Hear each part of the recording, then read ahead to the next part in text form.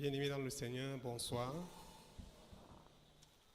Nous rendons grâce à Dieu qui permet que nous partagions ensemble ces moments autour du thème intitulé ainsi qu'il suit, le pardon conditionné.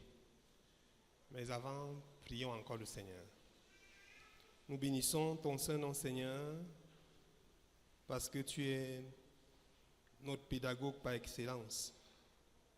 Nous invoquons ton Esprit Saint, afin que tu viennes encore, Seigneur, ouvrir en nos cœurs un pan sur le pardon, pour que nous puissions, Père éternel, à partir du pardon, percevoir davantage le ministère d'intercession et bien plus notre marche personnelle avec toi. Que toute la gloire te revienne, dans le précieux et puissant nom de Jésus, notre Seigneur et Sauveur, nous t'avons prié. Amen. Nous rendons grâce à Dieu qui permet que nous partagions ces moments ensemble et à l'organisation qui a bien voulu nous associer à ces moments autour du thème pardon conditionné. D'entrée de jeu, nous pouvons simplement dire que le pardon de Dieu est gratuit. Si nous sommes enfants de Dieu, c'est le fruit de la grâce de Dieu et c'est parce que Dieu nous a pardonnés. Et ce pardon dans notre vie n'est pas tributaire d'une action de notre part. Ça ne dépend pas de ça parce que nous avons fait une chose particulière, que cette chose a marqué Dieu et que Dieu a décidé de nous pardonner en voyant ce qu'on a fait. Non, le pardon de Dieu est gratuit, c'est une grâce. Et nous sommes donc le fruit de ce pardon de Dieu-là, de cette grâce de Dieu. Nous allons lire Matthieu 6, versets 14 et 15.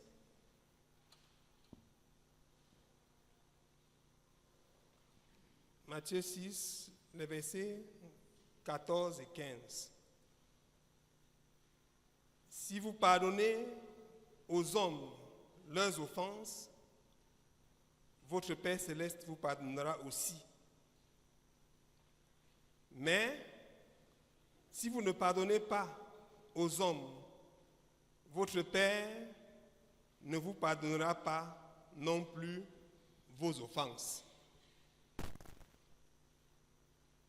En parlant du pardon dans ce sens, si nous prenons à première vue, nous pouvons croire que le pardon de Dieu est conditionné par notre pardon. Si on prend preuve, on peut se dire, Dieu est en train de me dire, si je pardonne, il me pardonne aussi. Donc ça veut dire que son pardon est conditionné par mon pardon. Or, le pardon de Dieu précède mon pardon. Le pardon de Dieu précède mon pardon. Si je peux même percevoir le mal qu'on me fait, si je peux même percevoir la profondeur de la présence de Dieu, c'est parce que le pardon de Dieu a agi en moi. Et ce pardon qui précède mon pardon a bien voulu, sans que je ne le mérite, faire de moi enfant de Dieu. Si donc je pardonne aux autres, ce n'est pas parce que je suis en train de conditionner Dieu pour que Dieu me pardonne, c'est parce que je suis en train de lui obéir et de suivre les traces de son pardon. Donc c'est simplement par obéissance, parce que celui qui m'a offensé est peut-être grand de taille ou parce qu'il m'a influencé pour que je pardonne. Et parce que le pardon de Dieu est donc plus grâce, mon pardon, le pardon que j'offre à l'autre, ne doit aucunement être conditionné. Je vais tout simplement continuer dans la vision de cette grâce-là. Continuer dans la même vision afin que, ayant été pardonné par Dieu, je puisse, par obéissance à Dieu, pardonner aux autres. Tout à l'heure, on va voir certains éléments de condition qu'on a souvent dans la tête par rapport au pardon. Lisons encore aussi Matthieu 9, verset 6.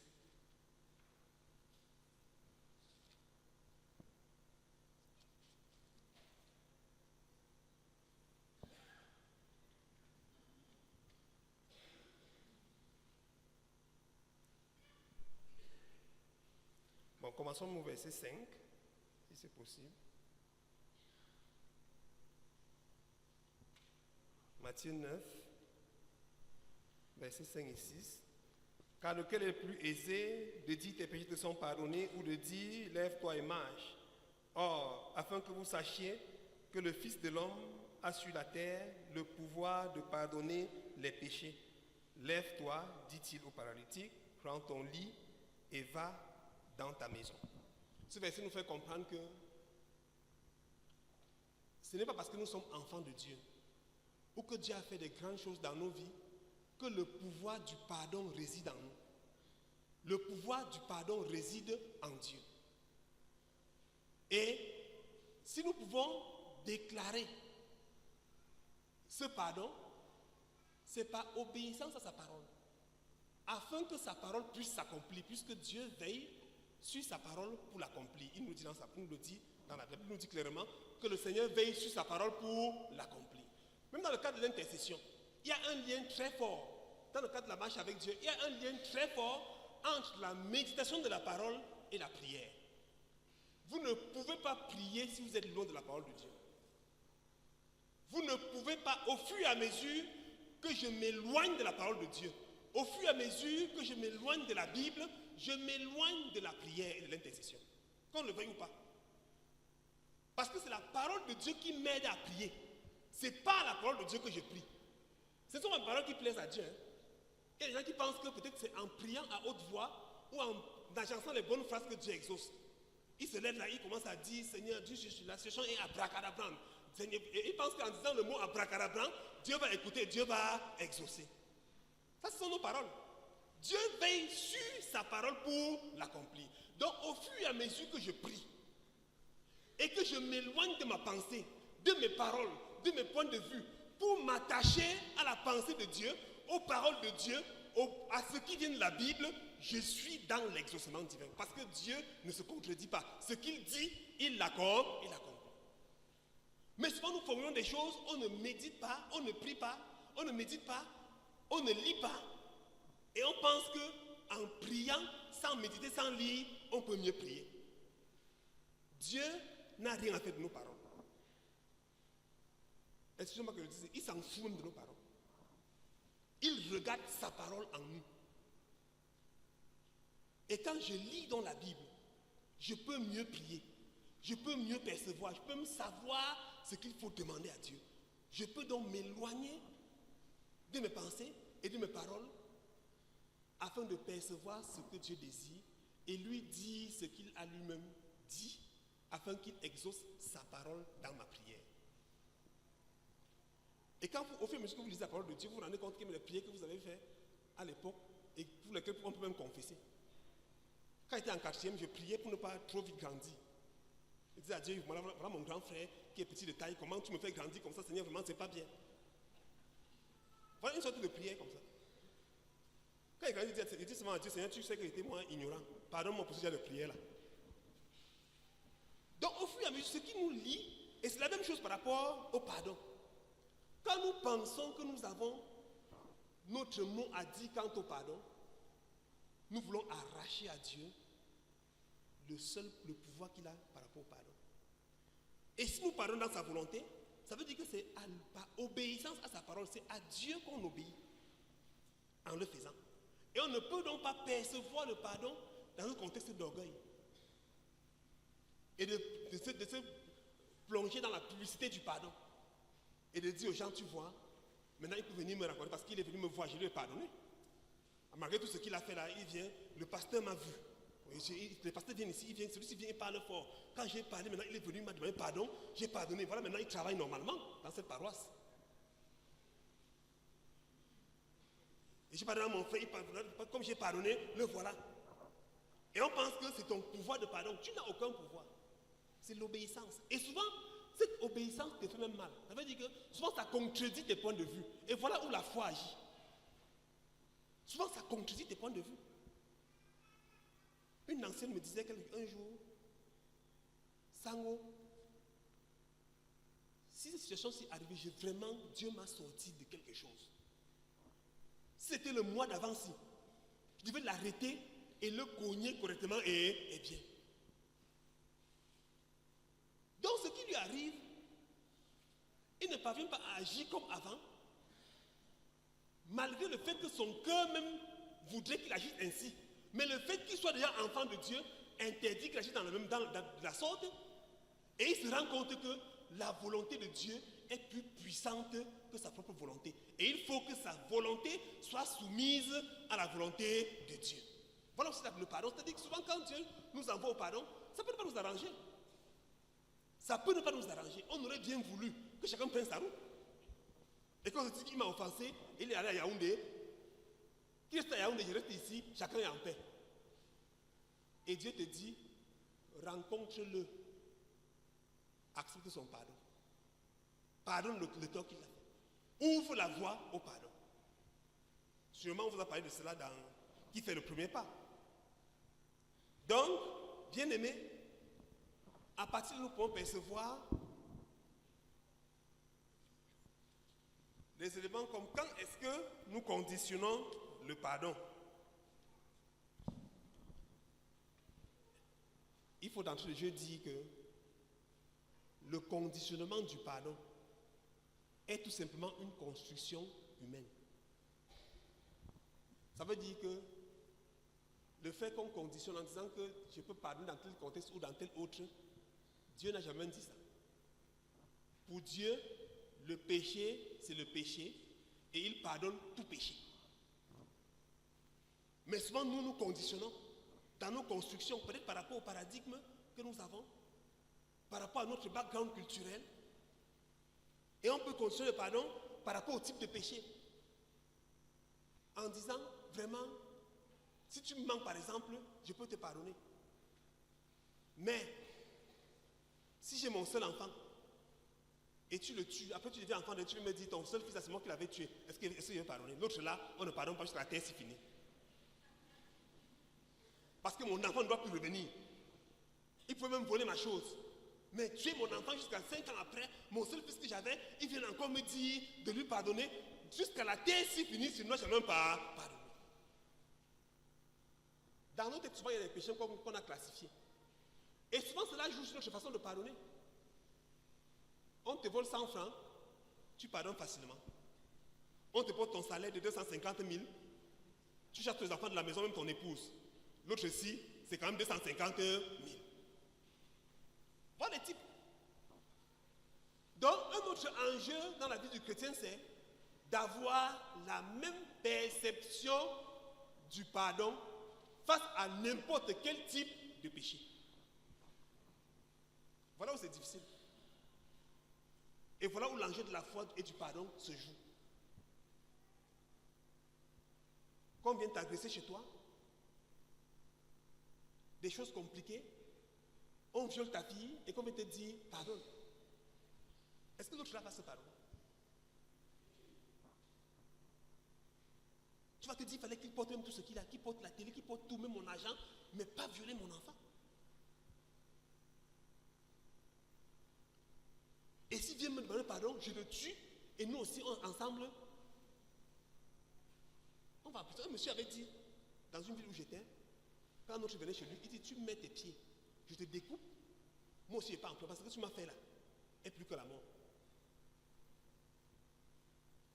Voilà, les types, c'est-à-dire que travailler son cœur à être en mesure de pardonner, de savoir que le pardon n'est pas une puissance qui se mesure en fonction de la puissance du péché. Si tel est le cas, ça veut dire que tant le péché est grand, le pardon est petit, donc le péché est plus puissant que le pardon. Alors que le pardon est puissant. Le pardon, c'est le pouvoir qui émane de Dieu. Donc, travailler son cœur afin que, quel que soit le type d'offense, et il y a des personnes aujourd'hui qui arrivent souvent à choquer, à avoir des maladies psychologiques, des maux de nerfs, parce qu'ils perçoivent ce qu'on leur a fait très grand à leurs yeux et impardonnable. Et du coup, ils ont des AVC, ils ont des maux d'estomac, ils ont des problèmes de nerfs, et ils dorment mal. Parce que pour eux, ils n'auraient pas cru que c'est leur sœur, sa sœur jumelle, qui pouvait faire une chose pareille. Ils n'auraient pas cru que c'est l'enfant de sa sœur qui l'a pris chez lui et a conduit à l'école, il a fait tout le cursus primaire, secondaire, université chez lui, il lui a tout donné, il devait lui faire une chose pareille. Et du coup, ça brise même sa vie physique. Ce sont les enjeux du conditionnement du pardon. Quand nous serons en mesure de dire, Seigneur, je pardonne même face à cette chose que le monde perçoit impardonnable, nous comprendrons que nous grandissons dans la perception du pardon et dans la perception du pardon que Dieu a déversé sur l'humanité, sur nous, et qu'il veut que nous ouvrons aussi ce pan-là afin que d'autres goûtent à cette grâce à partir de notre pardon. Il y a aussi des pardons conditionnés par rapport à la personne qui t'a offensé. C'est-à-dire, comme je suis constamment avec telle personne et j'ai un problème, il me soutient, il m'accompagne. Si c'est lui qui commet une faute, je peux facilement pardonner. Parce que quand j'ai besoin de 100 000, il est là pour me donner, vraiment, c'est un frère, c'est un bro, c'est un frère des frères. Lui, quand même, c'est facile. Maintenant, quand c'est un autre qui est chiche envers toi, entre guillemets, le pardon devient compliqué. Voilà souvent aussi des types de conditionnement face à la personne qui est devant nous. Et c'est la même chose qu'on peut développer dans le cadre de l'amour, entre guillemets. C'est-à-dire que quand c'est l'enfant du voisin qui a volé au quartier, tu pars raconter à tout le monde. Pitou a volé. Pitou, l'enfant du voisin, c'est un bandit. Quand c'est ton propre enfant qui vole, tu l'envoies en vacances. Tu ne dis à personne. Voilà le conditionnement. Type de personne, c'est-à-dire que je l'aime tellement qu'il faut que je couvre ce qu'il est en train de faire. C'est mon amour, l'amour, c'est quand même mon enfant. Et ce qui nous pousse dans beaucoup de mots, le tribalisme, ce qui nous pousse dans des partis pris. Et qui enlève en nous la justice qu'il faut. Il y a aussi des pardons qui sont conditionnés de la manière, c'est-à-dire que tu vois la façon par laquelle il est venu me demander pardon. Il vient, il attend quand mon mari est parti, maintenant il vient se tenir là pour me demander pardon. Si tu ne viens pas seulement quand il est là, et devant tous ceux qui étaient là quand on parlait là pour demander pardon, je ne peux pas pardonner l'autre ici. Quand tu m'insultais au marché, les gens ont vu, tout le monde a vu. Maintenant tu viens à la maison me demander pardon. Rentre encore au marché là où tu m'as insulté là. C'est là-bas que tu demandes, et là-bas je vais te pardonner. Donc c'est le pardon de manière, de lieu circonstanciel. Parce qu'il y a un petit orgueil que tu caches derrière. Pour montrer aux gens que il m'a renversé ici au marché. Vous voyez comment il vient encore devant moi, devant vous, me demander pardon. Et tu te vantes une fois. Tu augmentes un péché sur l'autre. Voilà, c'est un conditionnement. Et souvent on réunit des critères qui sont des critères tout à fait charnels. Pour un acte fortement spirituel qu'est le pardon. Appelle tel qu'il soit d'abord là avant qu'on va voir ça. Appelle tel autre. Si tu ne me dis pas pardon devant tel, tout le monde soit là. Il faut que tout le monde soit là. Pour qu'on voit comment tu pardonnes, comment je vais te pardonner ici. Parce que tu as exagéré. Et là aussi, on fait voir notre état d'orgueil. Il y a le pardon aussi lié au sentiment, les conditions liées au sentiment. Qui nous poussent à juger d'abord nos relations avant de voir s'il faut pardonner ou pas. Avant de voir comment pardonner. Voilà aussi lié au sentiment. Il y a aussi des conditionnements de pardon liés au manque de demande de pardon. Le chrétien ne pardonne pas parce qu'on lui a demandé pardon. On va vous parler de ça particulièrement demain. Le pardon qui libère. Le chrétien pardonne parce que Dieu veut travailler son cœur. Et son cœur n'a pas de place pour les haines, pour les rancunes, pour les choses qui ne servent à rien. Il y a des personnes qui ne viendront jamais vous demander pardon. Il y a des personnes qui ne viendront jamais vous demander pardon. Il y a des personnes qui vont vous offenser. Et qui ne sauront même pas qu'ils vous ont offensé. Tout cela, il faut pardonner. À ceux qui demandent pardon, il faut pardonner. À ceux qui ne demandent pas pardon, il faut pardonner. À ceux face à qui tu dis tu m'as offensé, ils t'offensent encore davantage, il faut pardonner. Mais la vérité est que quand nous sommes blessés, étant enfants de Dieu, nous restons. Nous restons toujours.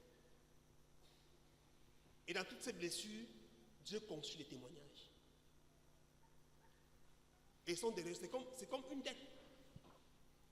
Dieu paye la dette, c'est comme la dette. Je vais prendre une petite image. Appelons 3 personnes ici, on voit un peu.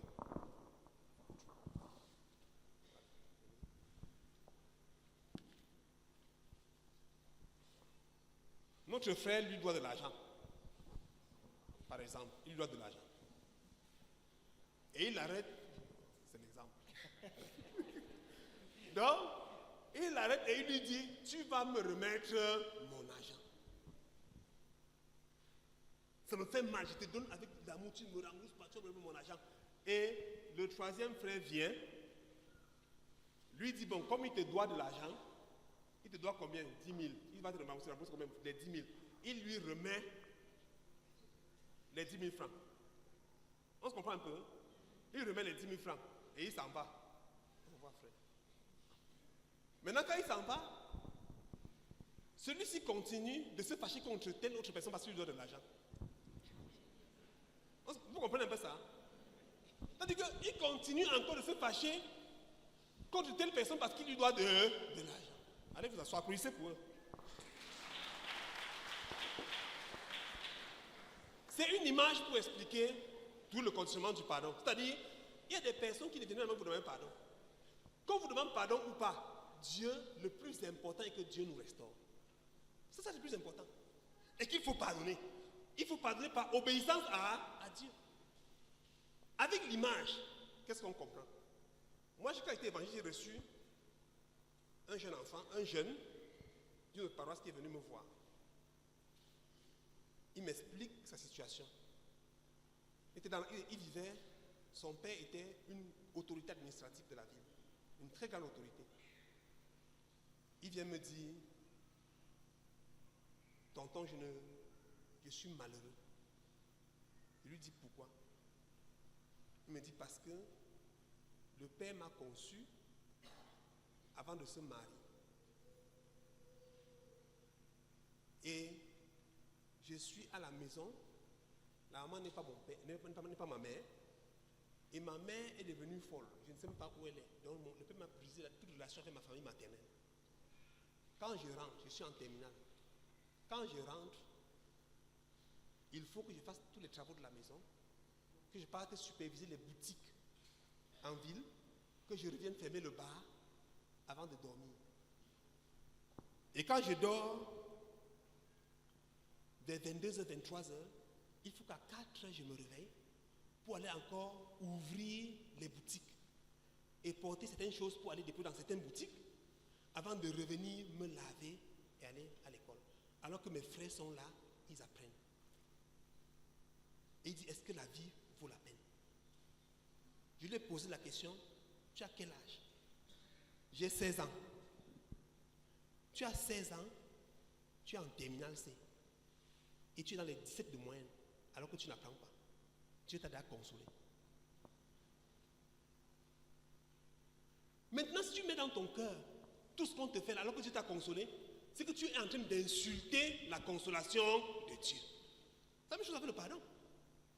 Et le moment où on t'offense, on te fait du mal pour que tu périsses. On t'affecte loin pour que tu meurs, que ta famille se disloque. On monte des complots contre toi. Et dans la haine qu'on cultive contre toi, là, Dieu t'élève. Et il t'élève, tu refuses encore de pardonner. C'est que tu es en train de refuser, tu es en train de te lever contre Dieu lui-même. Il t'a restauré.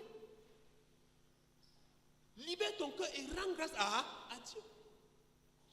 Demande même à Dieu de faire de toi un instrument pour parler au cœur de tous ceux qui t'ont fait du mal. Oui.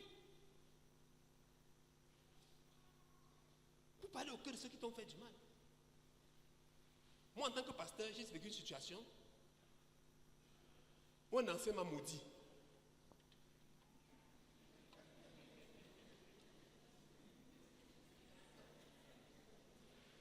Un ancien m'avait maudit en complicité avec mon supérieur hiérarchique. Ils ont parlé, ils m'ont appelé et ils m'ont maudit.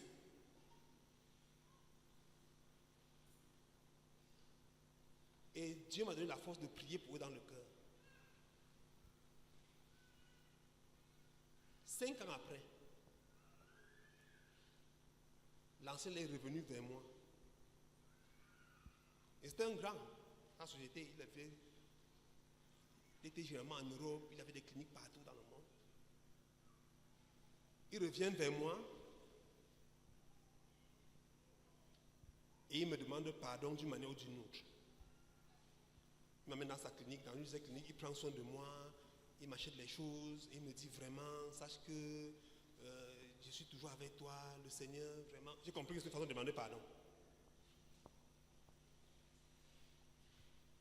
Mais un jour, j'ai prié, demandé à Dieu, je me rends compte qu'il n'est pas rassuré que je lui ai réellement pardonné. Fais quelque chose et permets que je fasse quelque chose qui va lui donner de comprendre dans son cœur que réellement je lui ai pardonné et que tu l'as libéré. Et Dieu a permis que je le fasse avec ses enfants médecins. Ils ne donnent pas les détails. Mais c'est quand je l'ai fait qu'il m'a appelé ce même jour vers minuit pour me dire, je te remercie, tu es vraiment mon fils. J'ai eu la conviction qu'il est rassuré, qu'il est pardonné. Donc il y a des moments où, quand on t'offense et que Dieu te restaure, ne reviens plus là-dessus pour dire, vraiment, tel m'a fait trop souffrir. Demande plutôt à Dieu de faire de toi un instrument de transformation pour sa vie. Et Dieu va te mettre dans des situations où tu vas agir comme ça, ils vont se mettre à pleurer. Parce qu'ils sont dépassés, parce qu'un être humain ne peut pas le faire par lui-même. C'est ça aussi la foi. Attendez, quand vous entendez, quand vous dites par exemple que Job a perdu ses enfants et tout ce qu'il avait là, et qu'il a gardé la foi, où est-ce qu'il prenait la force là? C'est en Dieu. C'est Dieu qui lui donne la capacité de pouvoir surmonter ces situations difficiles. Et cette même capacité, Dieu peut nous la donner afin que, au cœur de l'offense, nous soyons des instruments entre les mains de Dieu. Nous sommes des instruments pour que celui qui nous a offensés devienne plutôt une cible de transformation que Dieu atteint en passant par nous. C'est pourquoi dans le conditionnement, quand nous conditionnons le pardon, nous bloquons la repentance. Et on se met à la place de Dieu. On décide qui pardonner, qui ne pas pardonner. Comment pardonner, quand pardonner. On te demande pardon, tu dis que tu vas réfléchir. Que vraiment ce que tu m'as fait là, tu penses que c'est normal. Laisse, j'ai suivi ce que tu as dit. Mais je vais réfléchir. D'ici, repasse dans 2 semaines. On va voir. Si tu meurs demain. Mais il est venu vers toi. Si tu meurs demain. Donc, quand nous conditionnons le pardon, nous prenons tout simplement la place de Dieu. Et nous nous opposons à Dieu lui-même. Donc, conditionner le pardon, c'est s'opposer à Dieu. C'est-à-dire, faire le contraire de ce que Dieu a voulu que tu fasses. Conditionner le pardon, c'est diabolique.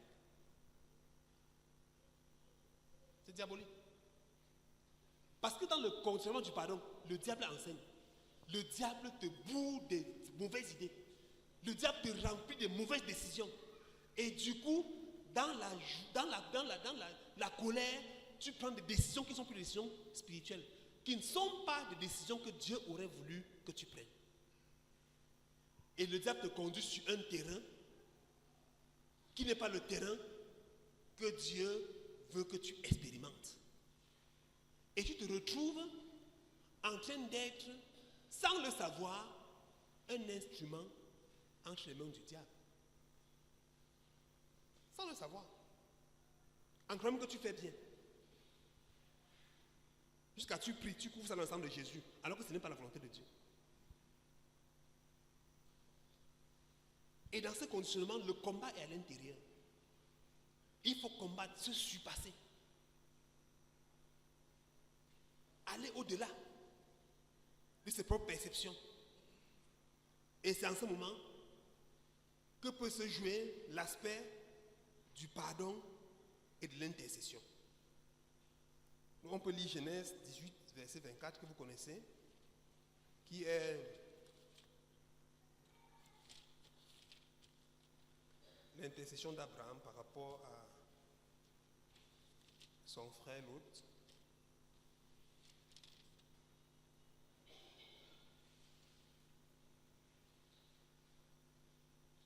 Bon, on peut lire le 23 et 24.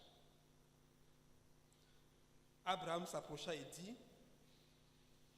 feras-tu aussi périr le juste avec le méchant?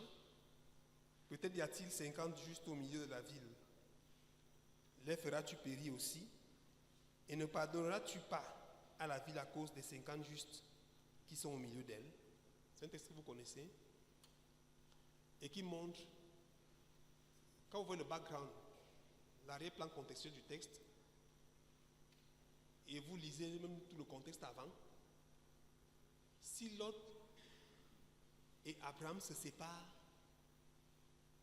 c'est à cause des discussions. Ça veut dire qu'à cause des disputes, ils ne sont pas entendus. Chacun a pris sa route, ça ne marchait plus entre eux.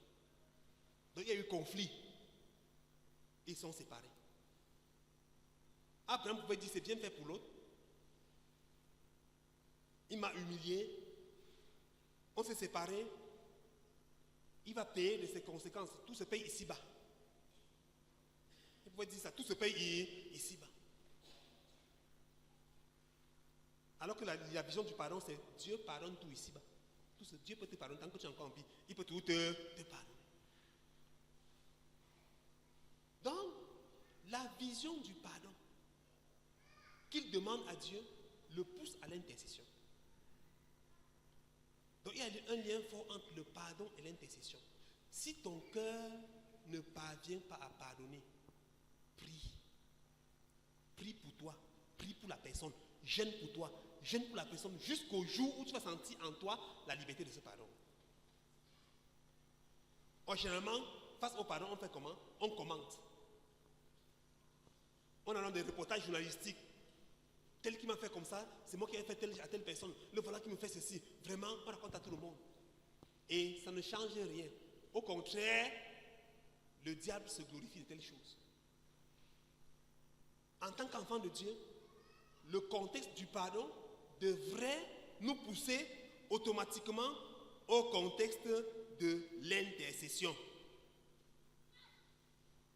Devrait nous pousser au contexte de l'intercession et nous aider à mieux pardonner au fur et à mesure. Quand la Bible dit aimez vos ennemis, priez pour ceux qui vous font du mal. Si ton ennemi tombe, relève-le. Dieu te pousse à l'action. Afin que l'action que tu mènes corrige ton cœur. Afin que l'action que tu mènes puisse guérir ton cœur. Je suis sûr que bon, demain, vous allez en parler. Mais le cadre du conditionnement refute automatiquement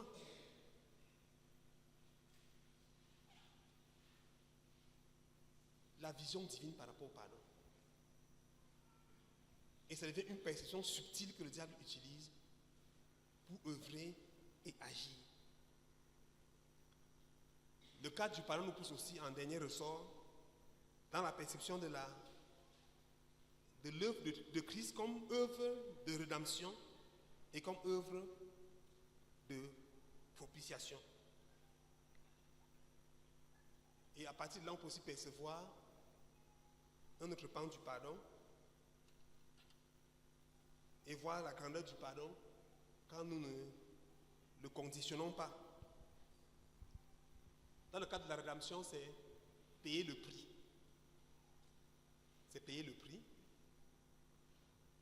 Racheter comme le rachat de l'esclave, c'est-à-dire que Christ, dans son action, en nous pardonnant, a payé le prix. On était condamnés. On était appelés à condamner, à mourir. Mais Christ, par sa vie, à payer la rançon. Pour qu'on soit comme un esclave, que nous ayons ce rachat-là. Maintenant, le cas de l'appropriation, c'est le cas de la justice. La justice divine qui part dans la glorification de Dieu. Ça veut dire que refuser de conditionner le pardon, c'est aller dans le même sens que le prix que Christ paye. C'est un sacrifice pour le salut des autres. Quelqu'un peut même refuser de reconnaître sa faute. Il t'a offensé, tu pries pour lui. Tu pries pour lui, tu jeûnes pour la personne. Et le Saint-Esprit révèle à cette personne dans l'obscurité la faute qu'elle a commise et ramène la personne vers le Seigneur. Et le deuxième aspect, c'est ça la justice de Dieu et pour la gloire de Dieu. Donc, pardonner à ton enfant qui t'a fait du tort, à ta soeur, à ton époux, à ton épouse, c'est ça la justice de Dieu. Et tu le fais pour la gloire et la gloire de Dieu seul. Nous n'avons aucunement à nous glorifier dans le cadre du pardon. Et pour ce faire, nous n'avons pas à conditionner quoi que ce soit. Mais nous avons à laisser Dieu intégrer nos cœurs, transformer nos cœurs. À chaque fois que le pardon se fait montre au-devant de nous, demander à Dieu de faire grandir nos cœurs d'un cran. Et percevoir maintenant ce que Dieu lui-même pouvait dire à Pierre, 70 fois 7, c'est-à-dire que pardonne autant que faire ce peut. Parce que à chaque faute, même si c'est la même faute, une autre réalité se fait montre. Et ton pardon corrige, ton pardon fait avancer. Et le pardon aussi, en toi, te donne de te percevoir comme cet instrument que Dieu veut utiliser pour davantage transformer le monde. Bien-aimé dans le Seigneur, pardon conditionné, tout est grâce. Dieu nous a fait grâce. À nous de travailler nos cœurs et nos vies, d'enlever le regard sur nos blessures, parce que le pardon de Dieu est plus grand que la blessure que nous portons. Le salut de l'autre est plus important que le fait qu'on s'est fait ridiculiser au marché. Le pardon de Dieu est plus fort que ce qu'on a perdu à cause de la faute de l'autre. Donc, à chaque fois que nous sommes offensés, même si l'autre ne le reconnaît pas, disons à Dieu, permets que la force de ton pardon surpasse mon argent qu'on a volé. Que la force de ton pardon surpasse mon nom qu'on a sali. Parce que ton pardon est plus important que cela. Et à partir du pardon, que le rachat, le salut de l'autre fasse de cette offense un témoignage pour glorifier ton nom et porter haut ton étendard. Que le Seigneur nous bénisse et qu'il nous garde.